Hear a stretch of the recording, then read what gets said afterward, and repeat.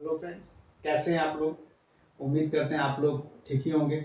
आज हम एक नई वीडियो के साथ आप लोगों के समक्ष उपस्थित हुए हैं और आज का जो हमारा टॉपिक है वो एक सामान्य टॉपिक है, एक साधारण सा टॉपिक है। आमतौर पर हम सभी कभी न कभी इस टॉपिक से जरूर हमारा सामना हुआ होगा या हम सबों का सामना कभी न कभी जरूर हुआ होगा। हमारा जो टॉपिक है वो है केवाईसी। आखिर ये बैंक वाले केवाईसी की डिमांड क्यों करते हैं?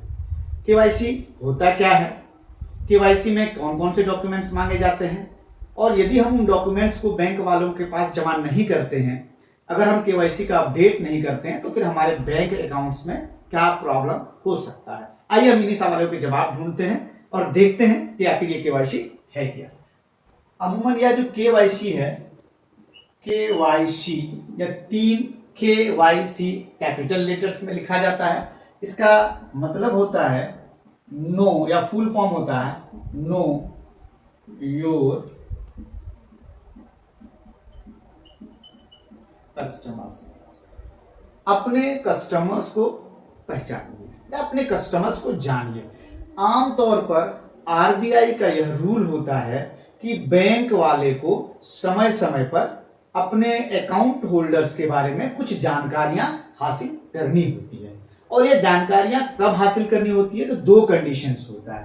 पहला जो कंडीशंस है, यदि आपने अकाउंट ओपन कराया है और यदि आपके अकाउंट्स का अगर 8 साल का ड्यूरेशन हो जाता है तो 8 साल में आपके जो केवाईसी हैं वो एक्सपायर हो जाते हैं।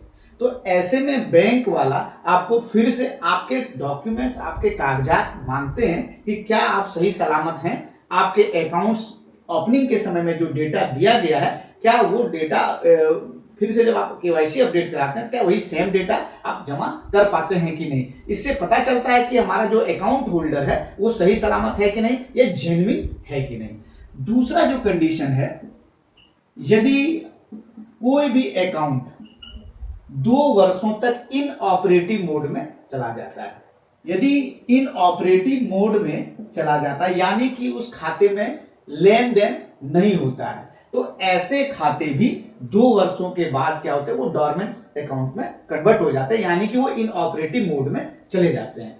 और जब हम बैंक जाते हैं, जब हम बैंक पहुंचते हैं, जब 2 वर्षों के बाद जब हम पैसा निकालने के लिए पहुंचते हैं तो आमतौर पर अमूमन हमें यह कहा जाता है कि आपका केवाईसी अपडेट नहीं है, या फिर आप केवाईसी अपडेट कीजिए फिर निकासी या ट्रांजैक्शन पॉसिबल हो पाएगा। तो यही दो कंडीशंस हैं। एक तो कंडीशन है कि 8 वर्षों के बाद आपका जो डॉक्यूमेंट्स है या वो एक्सपायर हो जाता है, फिर आपको एक तरह से सबमिट करना पड़ता है डॉक्यूमेंट्स को। और दूसरा, यदि 2 वर्षों तक हम उस खाते में कोई लेन देन नहीं करते हैं, वो खाता इनऑपरेटिव मोड में होता है, तो उस परिस्थिति में केवाईसी की जरूरत होती है। अब सवाल है कि यदि हमारा खाता इनऑपरेटिव मोड में चला गया है, डॉर्मेंट्स में कन्वर्ट हो गया है, तो हम उसमें क्या करेंगे, हमें क्या क्या डॉक्यूमेंट्स मांगा जाता है।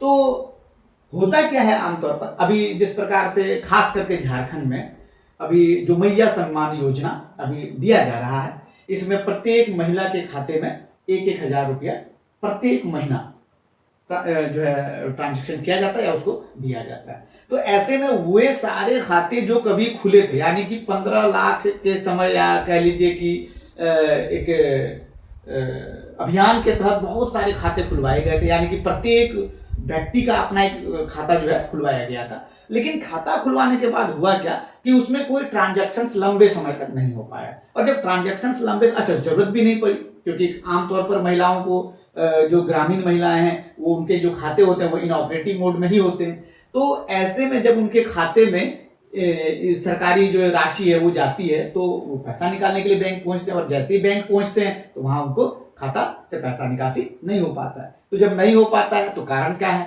तो कारण में केवाईसी अपडेट्स किया जाता है। तो ऐसे में अभी बैंकों में काफी भीड़ चल रही होती है केवाईसी अपडेट्स को लेकर। तो केवाईसी अपडेट्स में मांगा क्या क्या जाता है?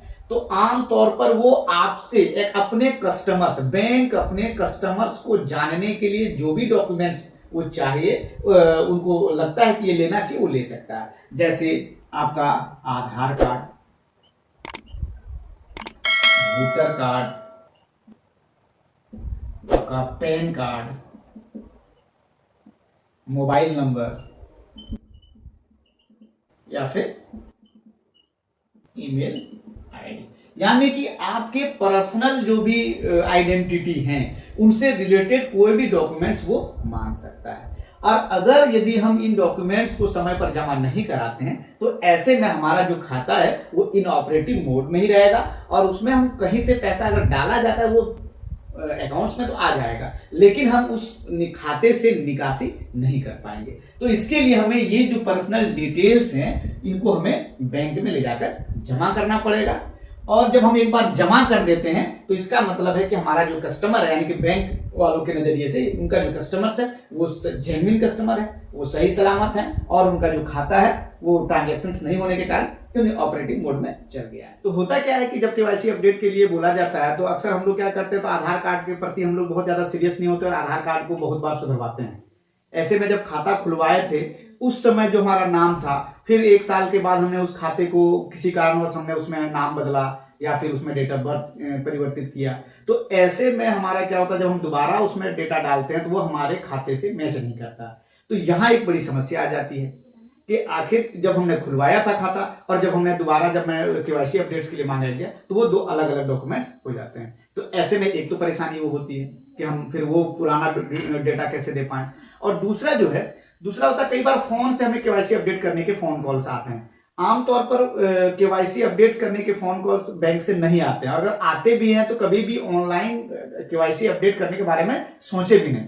खास करके साइबर जो अपराध है आज के डेट में, बिना आपके डिटेल्स लिए हुए ही बहुत सारे पैसे की निकासी हो जाती है। ऐसे में आप ऑनलाइन जो है केवाईसी अपडेट करने के बारे में सोचे भी मत। आप अपने नजदीकी बैंक, जहां से आपने अकाउंट ओपन कराया है, आप नजदीकी बैंक में जाएं और जिन जिन डॉक्यूमेंट्स की मांग की जाती है उन डॉक्यूमेंट्स को आप जमा करेंगे। तो ये दूसरी समस्या है कि फोन कॉल में आजकल जो है कुछ ऐसे साइबर क्रिमिनल्स हैं जो कहते हैं कि हम ऑनलाइन आपका केवाईसी अपडेट कर देते हैं। तो ये संभव नहीं है और इस गलतफहमी में ना रहे कि हम ऑनलाइन जो है अपना केवाईसी अपडेट कर दें। तीसरी समस्या है, आमतौर पर होता है क्या है कि केवाईसी अपडेट ऐसे समय पर ही कहा जाता है जब कोई बल्क जो है ट्रांजैक्शंस होते हैं, मतलब एक साथ बहुत सारा ट्रांजैक्शंस हो गया है, जो खाता इनऑपरेटिव मोड में था तो वो उसमें जो है पैसे जो है डिपॉजिट किए जाते हैं। तो जब उसको निकालने हम लोग जाते हैं तो ऐसे समय में ही हमको पता चलता है कि हमारा खाता इनऑपरेटिव मोड में है, वो हमारा जो है होल्ड लगा हुआ खाते में। तो ऐसे में एक साथ कई सारे लोग जो है बैंक पहुंचते हैं। तो बैंक जब पहुंचते हैं तो कई बार ऐसा होता है कि उस भीड़ के कारण जो है हमारा खाता जो है 1 दिन 2 दिन 3 दिन 4 दिन में अपडेट होता है, या कह लीजिए बार बार हमको बैंक जाना पड़ता है। तो ये 3 समस्याएं, लेकिन हमको अपने विवेक का इस्तेमाल करना है और हमें केवाईसी अपडेट्स कराना बहुत जरूरी होता है। हमें 1 दिन जाना पड़े 2 दिन जाना पड़े, लेकिन आप बैंक जाकर ही खाता को अपडेट करें, केवाईसी को अपडेट करें। उसके बाद जो एक बार जब आप केवाईसी को अपडेट कर देते हैं तो फिर वो आपका खाता जो है ऑपरेटिव मोड में चला जाता है, फिर उससे आप आराम से ट्रांजैक्शंस कर सकते हैं, उससे लेन देन कर सकते हैं। धन्यवाद। आज का वीडियो में बस इतना ही। अगर आपने अभी तक हमारे चैनल को सब्सक्राइब नहीं किया है तो सब्सक्राइब करें और लाइक शेयर करना ना भूलें। धन्यवाद।